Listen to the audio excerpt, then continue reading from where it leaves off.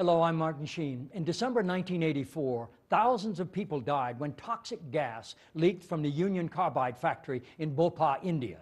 Thousands more died in the months and years that followed. Amnesty International estimates the death toll at more than 20,000. Those who survived have faced long-term health problems but received little medical help.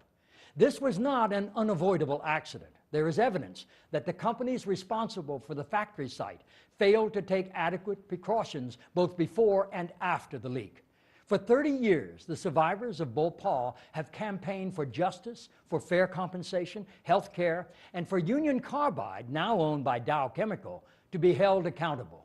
25 years after the disaster, 7 former employees of Union Carbide's India subsidiary were found guilty of causing death by negligence. The U.S. parent company faces criminal charges in India, but has never appeared in court to answer those charges. Bhopal is not just a human rights tragedy from the last century. It is a human rights travesty today. Amnesty International works alongside the people of Bhopal, campaigning for justice for Bhopal.